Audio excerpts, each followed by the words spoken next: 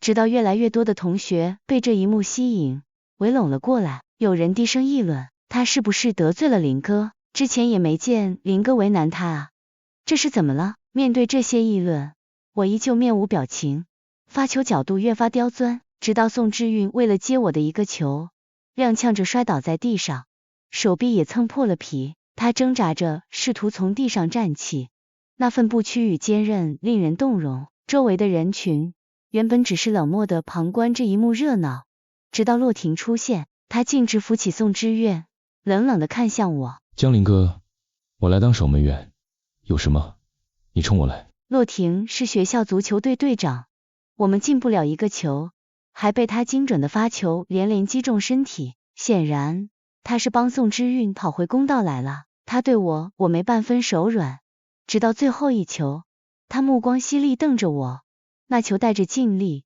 直直朝我而来，砰的一声，足球狠狠地砸中了我的小腿，剧烈的疼痛让我瞬间失去了平衡，一下跪倒在地，我痛呼出声，泪水在眼眶中打转。洛婷满脸冰霜，冷眼看我。江林哥，好玩吗？然后他转身朝宋之韵走去，向他伸出手。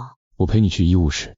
宋之韵看他的眼神就像看着从天而降的王子，为他带来救赎与希望。我留在原地，满眼泪水，不是小腿疼的，而是心中的疼痛。从那一刻起，我就知道我和洛婷再也回不到从前了。如今多可笑啊，他竟然如此冷待他的灰姑娘。数日后，我应邀与几位旧日同窗相聚，咖啡厅内，阳光透过窗户洒进来，我的前同桌圆满用肘部碰了碰我。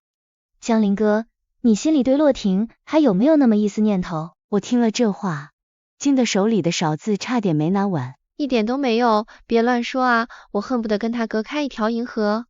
可我总感觉洛婷她似乎对你还有些心思，在你回国之前，她不止一次的向我打听你的近况，询问你是否还是单身。当年洛婷和我的联姻婚约破裂后，她不顾家人反对也要娶宋之韵，为了她在外租房，毕业后自己创业。圆满的话语中带着几分感慨，当初大家心里都为你感到不值，但看到洛婷为了宋之韵如此不顾一切的与家族抗争，我们都以为他们是真爱呢。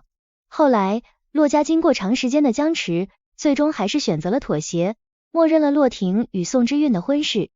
只是没想到如今却有了这样的转折，真是令人唏嘘。提起他们当年那场盛大的婚礼，宋之韵的众多亲戚们却让洛家颜面扫地。宋之韵出身寒微，七大姑八大姨等亲戚众多，宋家父母为显摆一番，将眼近亲戚全部邀至婚礼现场，一时之间嘈杂喧哗，如同菜市场。迎亲环节时，洛婷被那些人一再刁难，只为多得几个红包。更过分的是，临上车前，宋之韵爸妈又向洛婷狮子大开口，要求再加大额彩礼。洛家父母对这门婚事本就心有不甘，此番遭遇更是令他们怒火中烧，尤其是洛母当场就发飙了，直接气得心脏病犯了。这只是他们婚姻的开端，后来宋家亲戚更是频繁利用洛婷的名声招摇撞骗，给洛家带来了极大的困扰和负面影响。就连宋之韵都觉得，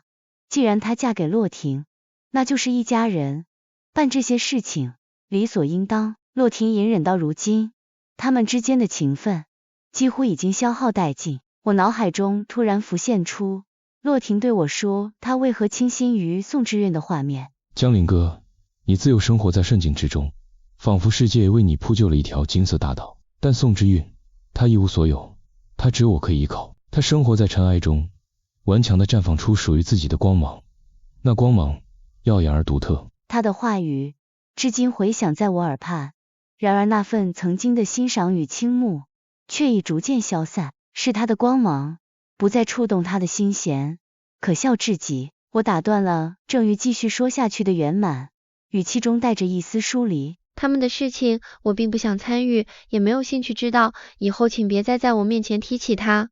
好的，对不起，我只是想把这些告诉你，让你自己权衡，毕竟你们当年那么般配。我们自幼相识，更有婚约相系，我对洛婷的情感真挚而深刻。然而时光荏苒，人心易变，如今我与洛婷之间尚能维持表面的平和，不过是出于风度教养，而他在我心中早已无足轻重，我实在不愿再与他们的世界有任何交集。此后，我频繁收到洛婷送来的栀子花束。小时候，她每日接送我上学的路上，必经一片栀子花丛，我总会不由自主地驻足，沉醉于那清新脱俗的芬芳之中。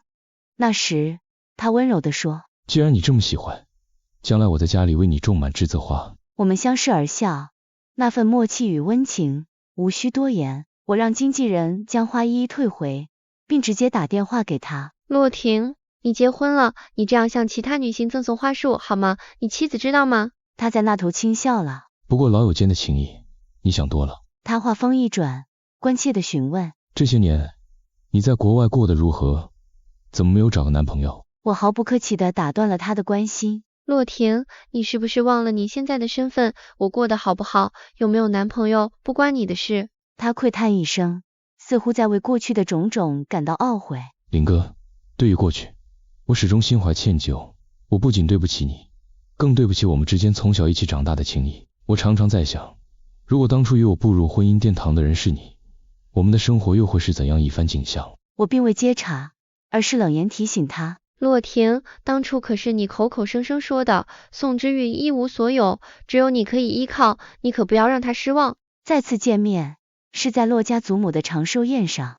归国以来，我虽忙碌，但总不忘抽空探望祖母，只是每次探望后都匆匆离去。我可以讥讽背叛我的洛婷，却无法不给洛家祖母面子。寿宴并未铺张，也没外人，仅邀家族至亲共聚一堂，所以我和父母出现就显得有些突兀了。洛祖母见到我时，脸上绽放出了由衷的笑容，她身旁围绕着洛家的女性长辈，她热情地向我招手，示意我坐到她的身边。我稍作犹豫，不愿在这喜庆的日子里让任何人感到尴尬，于是微笑着走向洛祖母，在她身旁坐下。洛祖母紧紧握住我的手，目光中满是慈爱与怀念。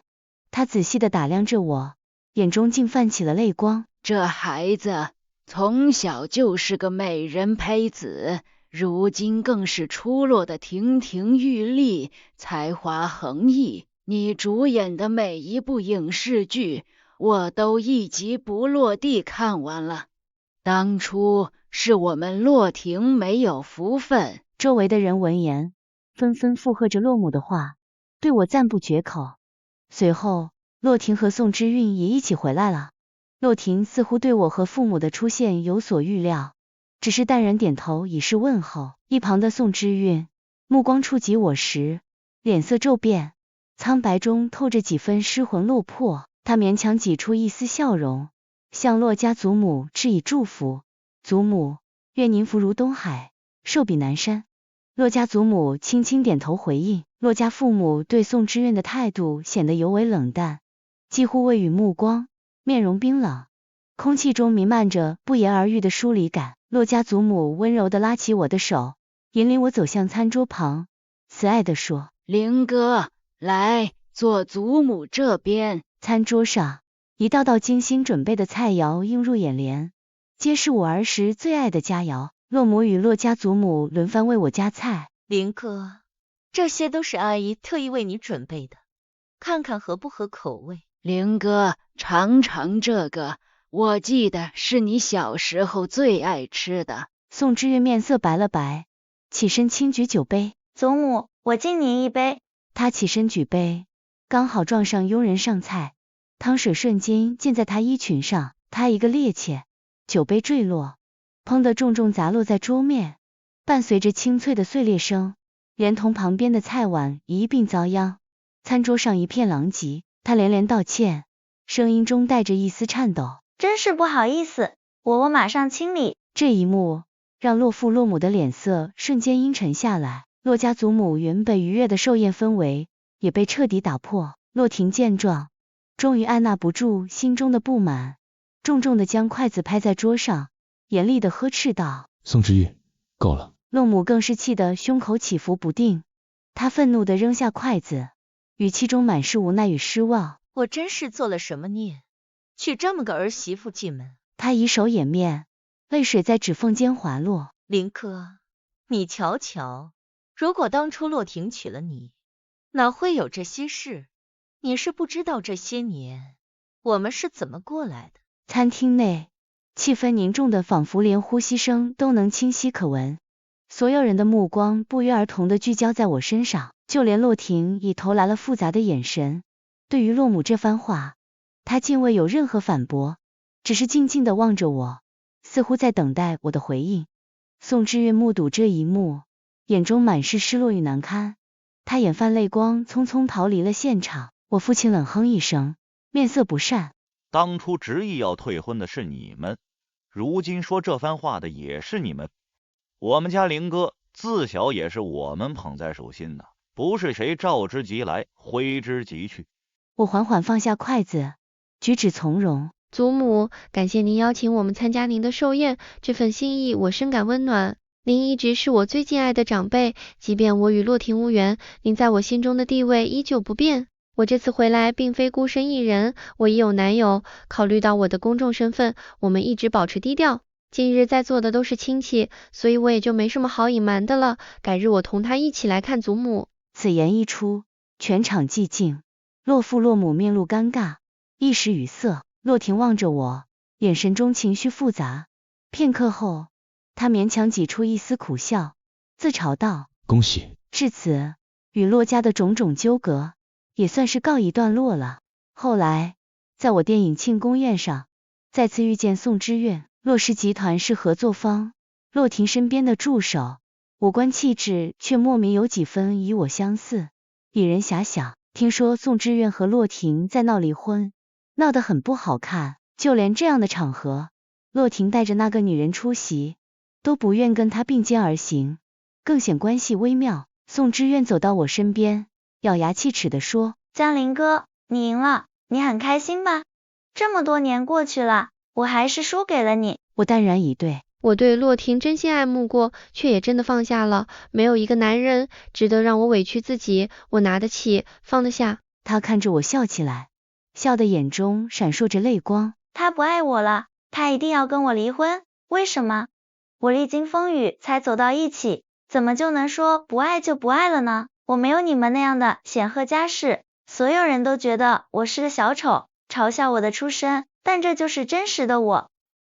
他当初选择我时，我就是这样，这能怪我吗？他的话语中透露出不甘。你比我又清高多少？你所拥有的一切，不过是因为你出生在那样的家庭。我如果有你的家世背景，我们也不会走到今天这一步。我脑海中浮现出他在洛家那般卑微屈膝，竭力讨好周遭众人的身影。宋之韵，你错了，若我处于你的位置，我也不会走到你今天这个地步，是你的选择铸就了今日。你当年是因为成绩优异才破格转学到我们学校，这是你的骄傲与资本，但你却没有丝毫利用了自己的优势。若我是你，定不会依赖洛家而活，而是会利用洛家提供的资源与平台，规划发展自己的事业版图。